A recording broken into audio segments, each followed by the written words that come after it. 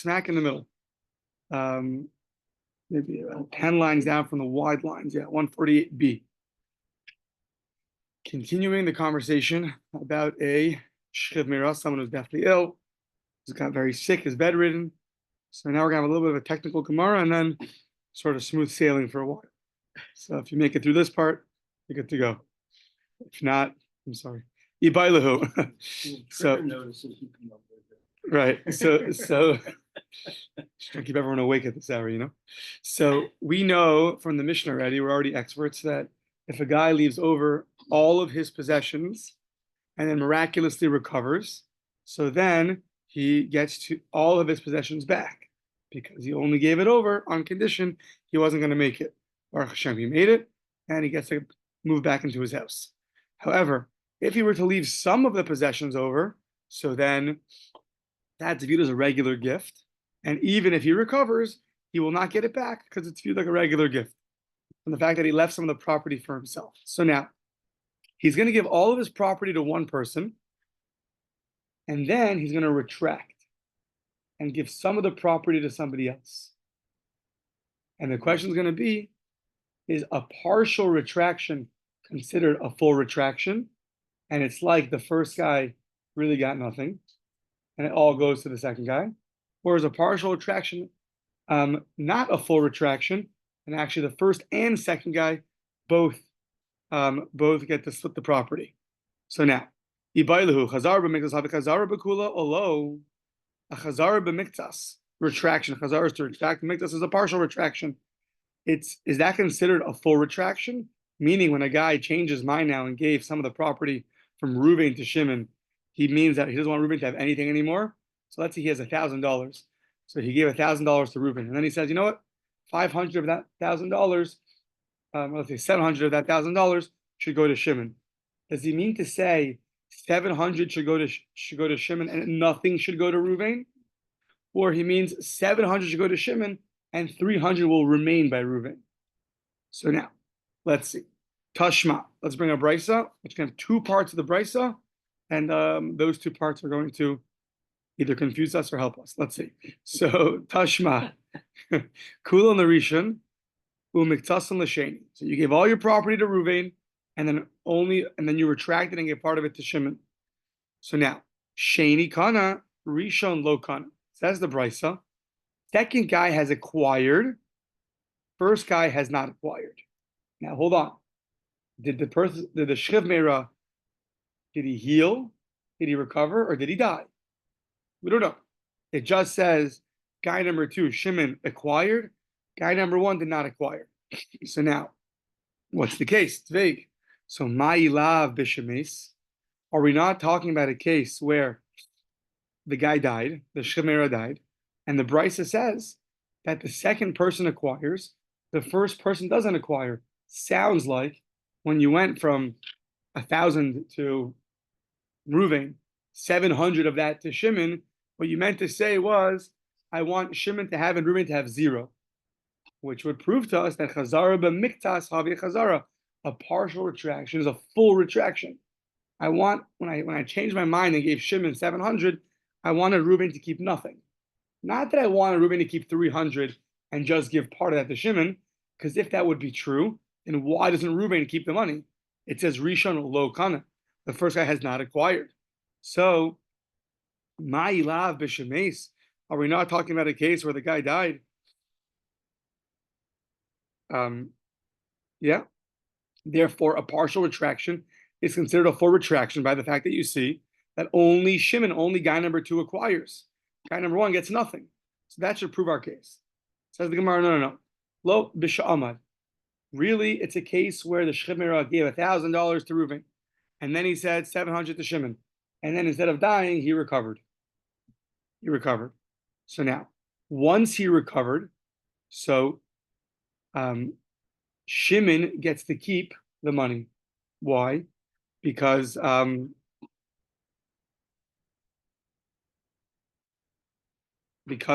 since Shimon got a partial gift, the guy owned $1,000 worth of property. He only gave 700 to Shimon. That's the same as giving somebody property and leaving some over for yourself. So since you leave some over for yourself, that's considered like a gift, and therefore it doesn't have any ramifications on our question because it's just considered a partial gift, and a partial gift always will stay by the recipient and will not be retracted. Yeah. So now, so says the Gemara, Hachanami mistabra. This idea that we're talking about somebody who actually survived, who recovered, and not who died, is actually very logical. Because if you look at the end of the brisa, you'll see that it's logical that the first part of the brisa is talking about somebody who recovered. If it's talking about somebody who recovered, then it's not going to have an answer to our question. So now let's see. Midikatani Seifa, now the Seifa, the end of the brisa says like this. Miktasam l'rishon, the kulan l'sheni. You gave a little bit of property to Ruvain, and then sounds like you retracted and gave all the property to Shimon. So first you gave Ruvain $300 out of the 1,000, and he said, you know what? All 1,000 go to Shimon. So what's the halacha? Rishon kana, sheni lo kana. In this case, the first man, Ruvain, acquires everything, and Shimon acquires nothing. So one second. He gave some of the property to Ruvain, and then he gave all of it to Shimon. So now, and we don't know what case we're talking about. Did the guy survive? Did the guy die? We're trying to prove that from this case, it'll be logical that he survived.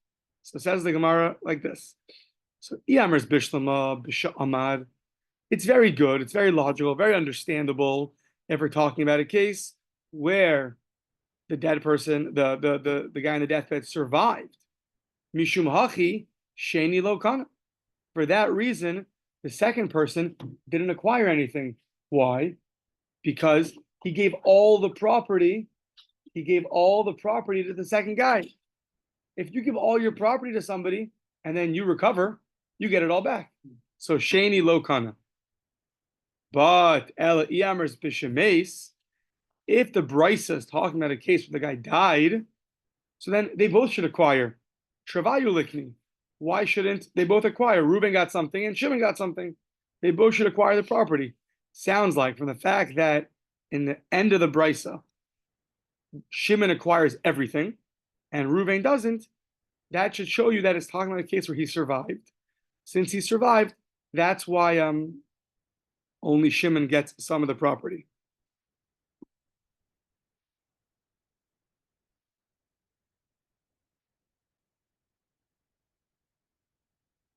Yeah. Now, why in the event that he died should they both acquire? So, Reuven, he gave over Reuven.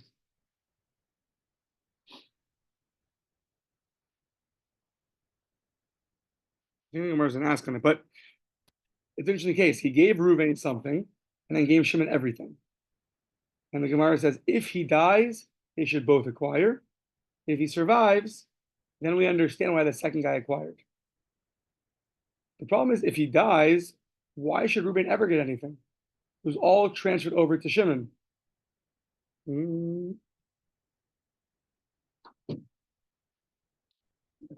Let's see.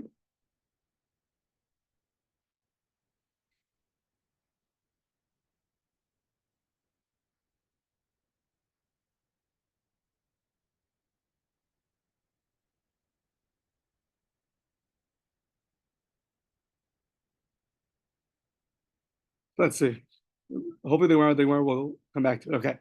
So Amalei Rav Yemer Rav Ashi says no, but the Havei Nami B'Sha'amad. Let the Brisa be talking about a case where he actually recovered, and say like this. So now when he recovered, the second guy, the Brisa says, the end of the Brisa says the second guy acquires everything, and the first guy doesn't. Yamers Bishlama Chazara B'Miktas Havia Chazara. If you say a partial retraction is considered like a full retraction, so then Hainu Desheni. Then you understand when he gave Reuben a little bit and Shimon he gave everything. So that's considered a full retraction. Reuben gets nothing, Sheni gets everything. So then it's very understandable. Hainu Desheni Mias Kana. That's why Shimon gets some of the property. If a partial retraction is not considered a full retraction, and therefore when he gave the property to Shimon, it should be partially to Reuben and partially to Shimon. Nahabe kimechalik. It's like he's dividing up the property. Ulechad minayu lo liknu. And he's not giving it all to one person. 1 second.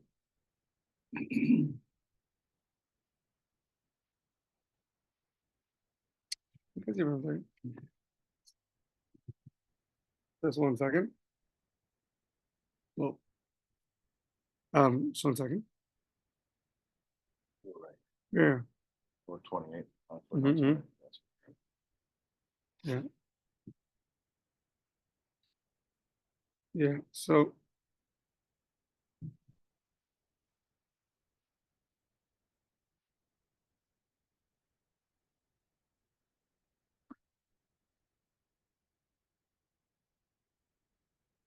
yeah, okay. The end of the brisa that says that he gave some to Ruvain and the rest to Shimon, what it meant was when he gave over some to Ruvain, he had property left over. That property that he gave, so he gave Ruvain, let's say $300. That was a done deal. Now, when he wanted to give Shimon everything else, it doesn't mean he gave Shimon everything, including what he gave to Ruvain. He gave everything else to Shimon. So he gave, the rest of the $700, that all went to Shimon. So Reuben's always going to acquire because he left property over. When you leave property over, so then he only gave Reuben 300, 700 he left over. So whether the guy dies or survives, Reuben will always get. So yeah. So now we're saying though that the whole brisa should be a case where the guy survives, meaning even the first part of the brisa. And on that we say that the proof is still a good proof. Why? So now let's just go back for a second. What was the first part of the brisa? You give all your property to one person, and then you retracted and gave some of the property to the second person, right? So now you gave the first person 1,000, and you retracted and gave the second person, 700 of that. So on that, the Gemara said, I'll just read it again. If when you gave the first guy 1,000 and the second guy you gave 700, but you view the retraction as a full retraction, so that's why the second guy at least acquired. He acquired 700. He acquired 700. Right here, you never gave him everything. You gave him, out of 1,000, you gave him 700. The question was, did the first guy get 0 or the first guy get 300? But the second guy for sure gets, even if you survive, because you left some property over. It's like a regular gift. So that's the Gemara. Hainu the sheni miyas kana. But ela iyamers chazara makes us lo ave chazara bekula. If you consider a partial retraction, is it not a full retraction? Which means that just because you gave Reuben 1,000 and now Shimon, you said you gave 700, it's not a full retraction of 1,000. It just means to say Reuben gets 300, Shimon gets 700. But now what should be? If the guy survives, so then he left no property for himself. So Reuben should get something, but Shimon should not, because he gave Shimon all the remaining property. And yet the Brisa told us the second guy does acquire. So why does the second guy acquire? That the Gemara says it should be like Nahave Kimechalik.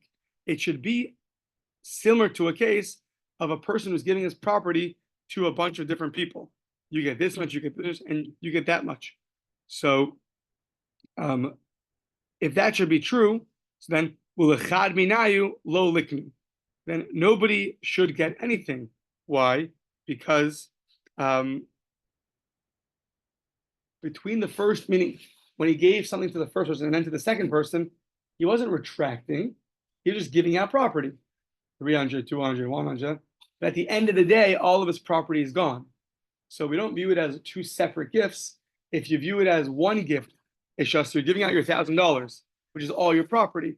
You just gave it out to 300 to 1,000 to him, and then you decided, you know what? Not 1,000, 300 to him and 700 to him. But if you view it as just giving out your property, one after another, at the end of the day, you kept nothing for yourself, and therefore, no one should get anything. No one should get anything. If he survives. If he survives. So that was and yet we see not that way. And yet we see that the second guy does get something. So therefore, that would be a good proof that we're not talking about that. So, and therefore, V'hilchasa would be Chazara b'miktzas havya Chazara. Bekula. A partial retraction is a full retraction, which is why in the Brisa, the second guy acquires everything, and the first guy acquires nothing. Because when he gave him 1,000 and then retracted and said, actually not 1,000, 700 goes to Shimon, it means that Reuben gets nothing, and therefore, Reisha Mishkachasla. Now the beginning of that Brisa, Bein Shemeis, Bein Sha'amad, should be talking about a case whether the guy died, whether he recovered. So if he gave Reuben $1,000 and then he said, no, never mind, 700 to Shimon. So now, if he dies, so then Shimon should always get because he gave property to Shimon. And if he recovers, so Shimon should still keep it because when he gave Shimon property, he only gave him 700 out of 1,000. But either way, Reuben will never acquire, because once he retracted on Reuben, retraction means I want you to have nothing. I'm going back on the whole thing. It's like I'm erase the board and start again. Okay, 700 to Shimon. That's how you view it. Seifa, the end of this brisa though, is talking about when you gave a little bit to Reuben, and then you gave the rest to Shimon.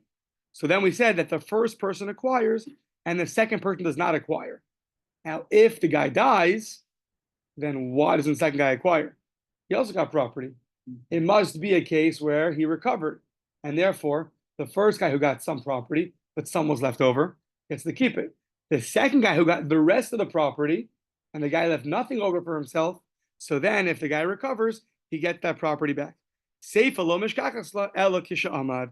The seifa is only going to make sense now in the event when he recovers, and that's how it makes sense. Okay. For those survivors, let's continue. So, yeah. So, but it was just important to note that the halacha is a partial retraction is a full retraction. A guy in his deathbed who retracts, you view it as not as he wants both people to get, but he wants actually, instead of giving to Reuven, he wants to go give it to Shimon. Ibailahu. So now let's ask the question. A lot of questions are going to be the same kind of question. A guy does a variety of things on his deathbed, and we have to now interpret it. Hikdish kol nechasav of Amad. Instead of giving them to somebody, he gave it over to the Beis HaMikdash. He did a very pious act and gave over all of his possessions to the Beis HaMikdash. But now he survived. So Mahu, what's the halacha? Is that the same as giving over property to somebody else, to a human, and surviving? Because in that case, you get it back. You only gave it on condition that a person dies. What about if you're makdish? It's like a more righteous act. Maybe you gave it no matter what. You want the Beis HaMikdash to have. Mi amrinan kol legabe hektish gomer mak comes to Beis HaMikdash. It's a full acquisition. I fully devote myself to Beis HaMikdash, all my property. Or you say no, but odilma kol legabe nafshe lo gomer mak. This has to do with yourself. Nafshe is yourself. So you want something to live off of if you recover. So then maybe you do get the property back. Okay. So since it's terms of yourself, lo gomer mak, you're not just fully giving it over to the Beis HaMikdash no matter what. Similar case, hifker kol nechasav. Mafkir means you make everything ownerless. You make all of your property ownerless. Mahu, mi amrinon kaven de afla aniyim kashirim gomer makni. By making your property ownerless, you're allowing any poor person to have the same ability to get your property like a rich person, because now your house is ownerless. You have a beautiful 100-acre house, right? Beautiful garage, sauna, cold bath, right? And you mafkir, not you, someone else. They mafkir, they make it ownerless. I was in it this morning. So now all the homeless guys you kicked out of their tents. They want to go and acquire this house. Oh, no. So whether you're them or whether you're somebody else, they have equal rights to go do it. Or Dilma, no, it's my house. I have to live in something. Oh, Dilma kol gabe nafshe lo gomeru makni. Or since it has to do with you and yourself, you always want something to live off of, and therefore, if you recover, you will get it back. So now you said, all the poor people in town, you get my property. You only wanted to go to the poor people. Very, very righteous act. Tzedakah, vada migmar gomer makni. Tzedakah, you're giving a big tzedakah over here, giving over all your property. So that you're giving over no matter what. Oh, Dilma, Once again, since it has to do with yourself, you always want something to live off of. In the case that you recover, you do not fully acquire it to the poor people, as righteous as you might be. And on this we say teku, and the Rashbam doesn't have the next line, so we're going to skip it too. Amar of Sheshes Gittel. So now, what kind of words qualify? Not everyone knows how to speak proper language of how to acquire things. They don't know. Regular guy, he never got to wake up early enough for Daf Yomi, so he didn't know all these terminologies. So what if he said the following? Amar of Sheshes Gittel, you should take, or Vayiske, you should merit, or Vayaksik, you should go grasp, you should go acquire. Vayikna is kinyan, that's acquisition. That's for sure. Go taking, merit, being maksik, being kona. Those are kulon lashon matanahin, right? Those are all languages of a gift, and therefore, if you say any of those, then you're good to go, and it's been given over to your recipient. So now, b'masnisatana, but in a brisa we extended this list, not just these four, but a few more. Af yachsin v'yoris b'roy liyarsho. Even if you say yachsin is your yichus, your how to translate your ancestor, yeah. The verse is yachsin or yiris. Yeah, I mean yachsin usually means like yichus. It means your ancestors, meaning you want to give this over. Yachsin or v'yaras. Yaras means to inherit. V'yaras b'roy. So now, if you say the word v'yaras, so now you can give all your property over to somebody by just using the word v'yaras. However, that's only v'yaras. It's only b'roy liyarsho, someone who's fit to inherit. But that's only our opinion of Rabbi Yochanan ben Brokahi, who just to review from 18 daf ago. He's the one that said that the first opinion there said anybody who's fit to inherit they inherit. Rabbi Yochanan ben Brokahi says you can give all the inheritance to one person. You can, as long as he's fitting to inherit something, you can give him everything. So if it's 10 kids, 10 sons, you can give the middle son everything, no problem. So if you say you want this person to inherit it, so then according to the opinion of Rabbi Yochanan ben Brokahi, he can get all the property. That's fine, because that language of inheriting is more loose, but that's only according to Rabbi Yochanan ben Brokahi. Yibailahu, going on to the next page. So now you say Yahane Bahen. You want them to get hana, get pleasure from your property. So Mahu, what's the halacha? What do you mean by that? You want them to take pleasure in your property. So do you mean to say, how will you take pleasure in my property? Since I'm giving it to you as a present, is that what it means? I want you to take pleasure in my property, meaning it's yours now. Is that what it means? Midika Amar. Or it means that where is it? Perhaps he's more saying a person should address the benefit and not actually acquire them. Right. You should get benefit from my property. So I don't know, while I'm still alive, go use the trampoline in the back, go use the jacuzzi. But I don't mean to say you should acquire it. So when a guy's on his deathbed, how do you view that? So, yeah. Or Yerah Bahen Mahu. You should come look at the property. Meaning, come look at it because I want to give it to you, or just take a nice peek. Yamod Bahem, you should stand in my property. Yishan Bahem, you should lean in my property or lean on my property. Maybe you should, rely on it. So all these words can be interpreted, to rely on it. So all these words, when you lean on something, you rely on it, right? Mm-hmm. For your, it says by Shemona Esrei, you're supposed to be standing fully upright. So it says you shouldn't lean on something that if you'd remove that thing, you'd fall down, right? So because you're relying on it, it's not considered standing upright, because really you're depending on that. It's like sitting in a certain way, right? So all these languages are teku. All right, we don't know. Gotta wait till Eliyahu Navi. So don't forget these things. When Eliyahu Navi comes, you have to run and ask him all these questions. So make a list, yeah. So Ibailahu. Another kind of question just like this. Machar kol nechasav. Okay, so until now it's always been called a matna shchemira, a gift. You're gifting. Now, gifting, if you give all your property over, we assume that you're doing this because you think you're not going to make it. But if you will make it, you want it all back. And what happens if you sold all your property? So on the one hand, you lost all your property. It belongs to somebody else. On the other hand, what happened? You got money for it.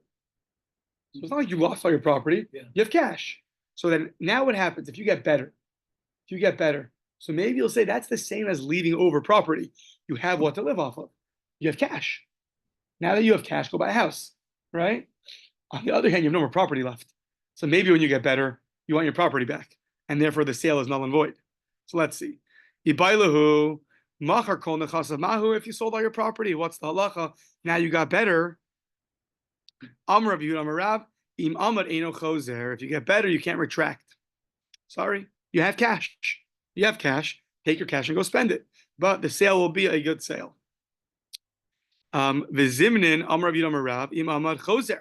Sometimes Rabbi Yehuda in the name of Rav said, if you get better, then the sale is null and void. Sounds like a contradiction. Which one is it? Oh, low pligi. It's not a. They don't argue. It just depends. Ha de isnehu lezuzi be'einayu. Ha de parinu bechova. So is he arguing with himself, Rabbi Yehuda? We have Rabbi Yehuda said in the name of Rav at one point, one statement. That says Rabbi Yehuda said it. Oh, the opposite. Yeah, Rabbi Yehuda's both saying both, right? Yeah, he said both statements in the name of Rav, and the Gemara is recording these two statements. It doesn't mean he said it back to back necessarily. You know, when they're recording the events, you know. So we have a statement of his saying like this, and we have another statement of him saying the exact opposite. But it's not an argument because the first time he said it, it was had de isnu lezuze beinayu had de parinu bechova. It depends. He got money and then he paid off a debt, and now he has no money left, or he got money and he did not pay off a debt. So if he paid off a debt, so then if he gets better, then the sale is not null and void because he made a good sale. He took the money and then he spent it. However, if the money's still here, and he never spent it, so in that case, we say that the sale would be null and void, and the guy would get the money back, and then the shchivmira would get his property back. Yeah.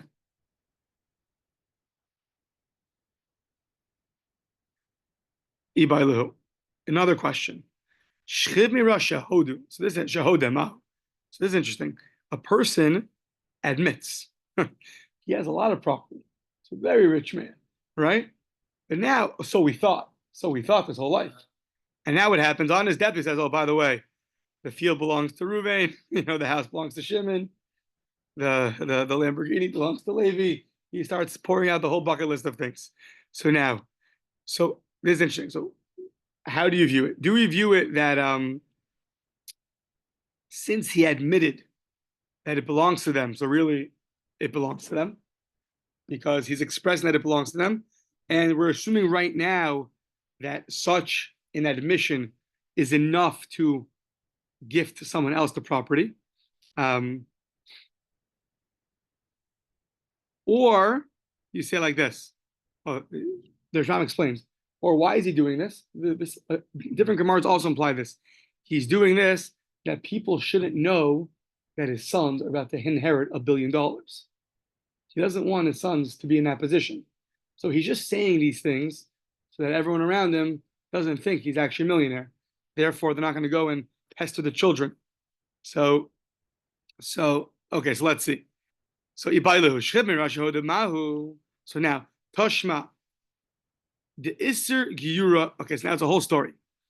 Isser Giyura, okay, it's like a very fascinating story in my mind. The Isser Giyura, Isser the Ger. Isser was a Ger. His name was Isser. Isser was a Ger. Habele Tracer Alpe Zuse. He had 12,000 zuz. And it was stored, his safety deposit box was the house of Rava. Okay? Bey Rava. Now, he had a son, Rav Mari. Rav Mari was his son. The problem was the son was conceived when his father wasn't Jewish yet. If I remember correctly, there's a whole Gemara in Sanhedrin, all about these cases. When you conceived, it's called Shalo B'Kedusha. Interesting way he puts it, by the way. It's conceived when there's out of holiness. Interesting. A baby is conceived from two Jewish parents is holy, it's just more holy. So when he was conceived when his parents weren't Jewish. But leidaso bikdusha, in the middle of the pregnancy, everyone converted. I think the Gemara talks about when the woman goes to the mikvah to convert. How do you view the baby? Do you view it as part of the mother? Has to have his own conversion. It's a whole sugya over there. Right now, we're assuming though that because he was born since he was conceived when the mother was not Jewish, so he himself is not a blood relative of his parents because he did his own conversion afterwards. When he was born, he wasn't conceived Jewish, therefore he converted again, meaning the one in utero didn't count for him. So what happens now? He's not a direct inheritor of his father. Yeah. But his mother converted to him? It has to be, because I'm assuming it has to be because or else if his mother never converted, then he's not Jewish.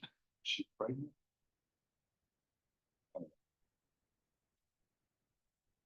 It's the case that he was conceived as a non-Jew and born as a Jew. Born as a Jew. So she must have been pregnant. Right? That's what I'm saying. So it must be that she converted in pregnancy. But it doesn't. Doesn't make him. Right, doesn't make him convert. Okay, but now at some point he became Rav Murray. Well, it sounds like he's made it to the Gemara, Rav Murray. So at some point he went to yeshiva. I don't know. He converted, and So now, I do remember that this is a whole conversation how you view this kind of conversion in Sanhedrin. But right now we're assuming that it's that he's not considered at least biblically an inheritor of the father. So okay. Yeah, so once again, Havelei Tracer Al Pitzuze Beirava, Rav Mari Breya, Harasa Shavush Velei Dazabikdusha, Have, Ubeirav Hava. And the money was and he was also hanging out right now. And I think he was in the house of Rav. So he was there. So now what happened? Amar Rava, so now Rava knows that if this guy Isar dies, Rava should keep the money deposited by him, right? So the son's not going to get it. Should go to his son. What? It should unquestionably go to his son. Why? Because it's his son. I mean, come on. It's ridiculous. Why? Because it's his son. His son should inherit it. Not biblically. Come on, dude. Yeah. Yeah. Okay. Anyway.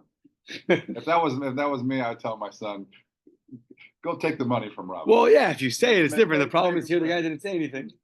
Make Robert give you the money. Put him in a headlock and give him a wedgie until he gives you the money back. Here. So okay. So let's see if the Gemara has your option. Let's see. Let's see. Amar Rava heichi niknu. So now Rava says. So now how could heichi niknu Rav Mari lahani zuzi? How can Rav Mari acquire this money? So now let's go through the options.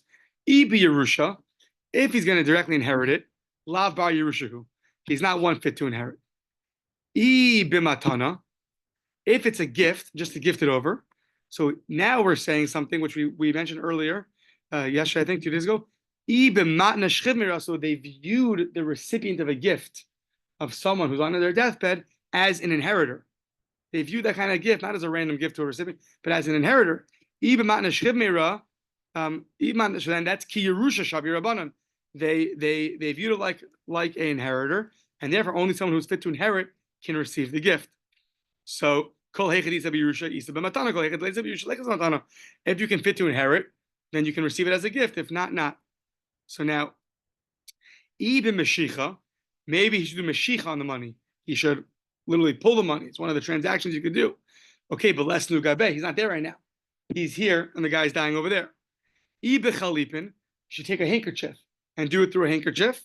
The halacha is almost everything is acquired in the form of Chalipin. They call it the Kenyan Chalipin. You take a handkerchief and you raise it up, and that could give over the property to somebody else.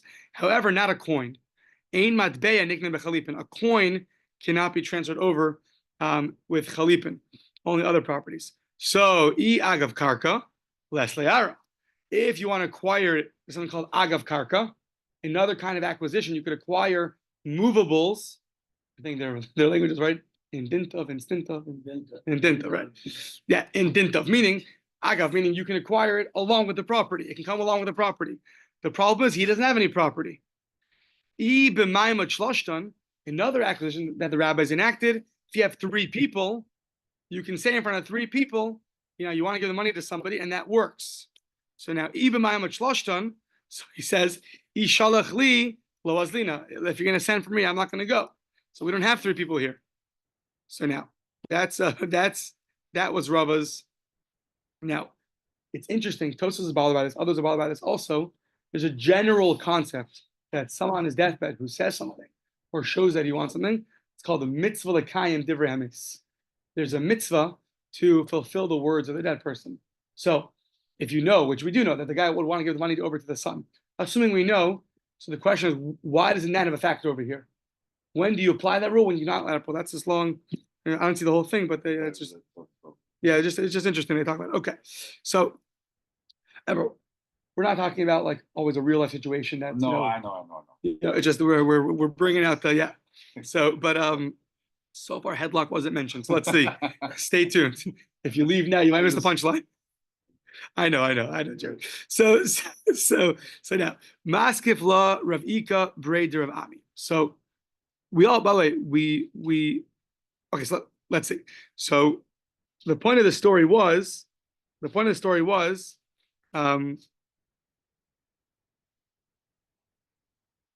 right. So Rava wanted that if the guy dies, the property is ownerless, property of a non-Jew, without having other relatives of a convert, without having any relatives, is going to be hefker, and then he's going to keep it. So now, So now, Master Rav Ika Breder of Ami, I don't get it. Hi, below the Iser, the Hole Zuzin, the Rav Marininu, Vilikninu beodisa. We were bringing this in because the whole Gemara started off with saying, let's say a dead person, a guy who's dying, we thought was a billionaire. On his deathbed, he says, actually, the house belongs to Reuven and this belongs to. That's called the Kinyan Odisa. Your admission that the property belonged to somebody is that or is that not? It is a act of acquisition. Does someone on their deathbed, if they admit to that, do we view it like that's a good acquisition? So says the Gemara, I don't get it. Just have the guy admit that it belongs to that it's actually his son's. Just have him say, just this below the Isser, just say, let Isser say that these money belong to Rav Murray, and that's it. Vilikninu beodisa, and then he'll acquire with the acquisition that's called a Kinyan Odisa. So now, that was our question. Sounds like that wasn't one of Rava's options. Sounds like that wouldn't have worked. Meaning that should be an option. He should just admit that the money is Isar's. That should maybe that should work. So adahachi. So meanwhile, as this is all happening, what happened? And it's going to be very unclear what the next line means. So I think Tarsh has a footnote about it. Some take it at face value and some take it not at face value. Adahachi nafik odisa. Adahachi nafik odisa mi bei iser. So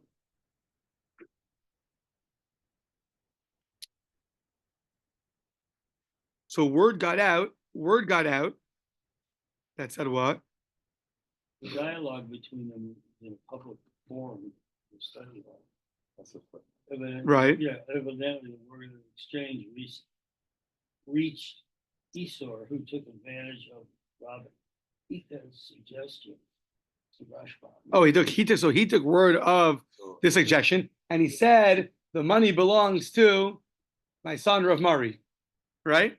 So now, meaning this Rav Ika asked in front of a lot of people, and word got out. So now Rav said, once again, I think that some learn this line literally and some don't. Rav Amar, here I am. We're talking and learning. We're teaching each other, and now I lost out. So my teacher. So yeah. So yes. You lost out. I mean, no, but look at the footnote. Read the footnote. The Meiri says. I saw it probably. They're good. Okay, then that makes me think Rabbi wasn't. That's what I'm saying. That's why I said that. I foresaw your reaction. I was thinking, wow. Yeah. I mean, don't forget. They say people in the Gemara have the power of Techitza Mason, right? Yeah. So yeah, we're talking great people. So now fine. So that's that. Good. Okay, turning the page. So sense of justice. I know you're a shoot. So Shire Karka Kolshu. The Mishnah said you leave a little bit of Karka. Yeah, more vague statements coming your way. Yeah, Shire Karka Kolshu. He left over a little bit of Karka. You leave over a little bit of Karka. So then when you get up from your sickness, so then the matana, the gift, is a good gift. You can't go back on it.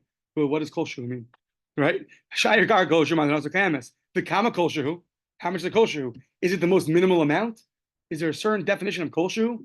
So I would have said the most minimal amount would be considered a kolshu. Rav Yehuda Rav, it means karka kidei parnasasa.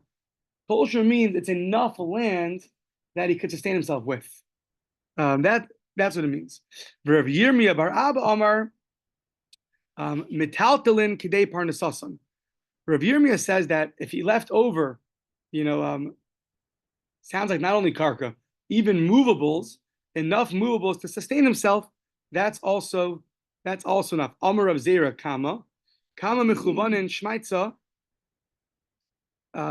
The Sabi. How good, how precise are the teachings of our sages that just define for us what this kolshu means?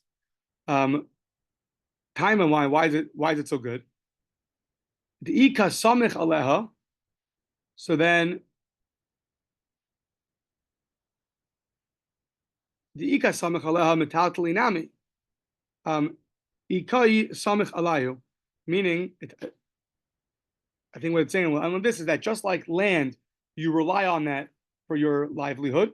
So too metaltalin, movables. If you have enough to live off of, you can also rely on those. Not just your house, you rely on it's always going to be here. But if you have cars, you have movables that also are going to be around. You can rely on those for your livelihood.